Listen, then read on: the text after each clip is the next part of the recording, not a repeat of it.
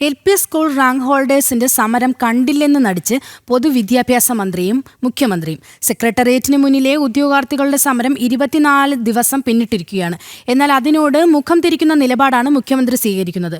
പാറ്റകളുടെ സമരത്തിന് പൂർണ്ണ പിന്തുണ പ്രഖ്യാപിച്ച മുഖ്യമന്ത്രി മൂക്കിൻ തുമ്പത്ത് നടക്കുന്ന ഈ സമരത്തെക്കുറിച്ച് ഇതുവരെ പ്രതികരിച്ചിട്ടില്ല.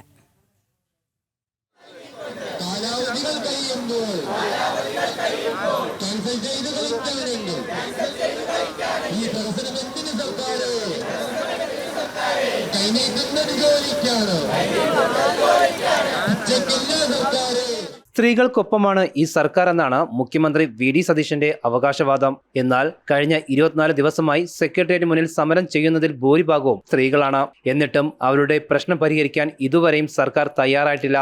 ഈ ഇരട്ടത്താപ്പ് ജനങ്ങൾ തിരിച്ചറിയുന്നുവെന്നാണ് LP school rank holders Mansoor പറയുന്നത്. സ്ത്രീകളോട് ഭയങ്കര ബഹുമാനമുള്ള നമ്മുടെ മുഖ്യമന്ത്രി ഈ സ്ത്രീകൾ ഇവിടെ കണ്ണീരണിഞ്ഞ് രാവും പകലും നിരാഹാരം ഇരുന്നിട്ട് കണ്ടതേയില്ല.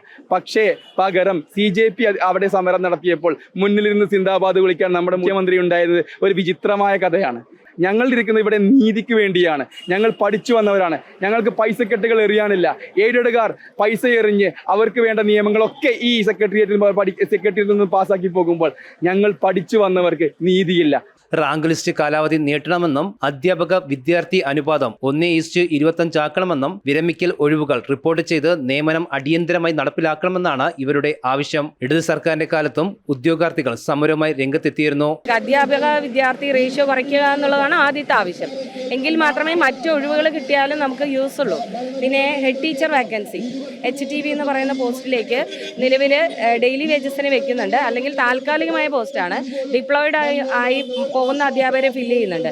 ഓൾറെഡി അതിനൊക്കെ സാലറി കൊടുക്കുന്നതാണ്. അതൊരു പോസ്റ്റ് ക്രിയേഷൻ അല്ല. പക്ഷെ അത് ഇതുവരെ PSCക്ക് വിട്ടിട്ടില്ല.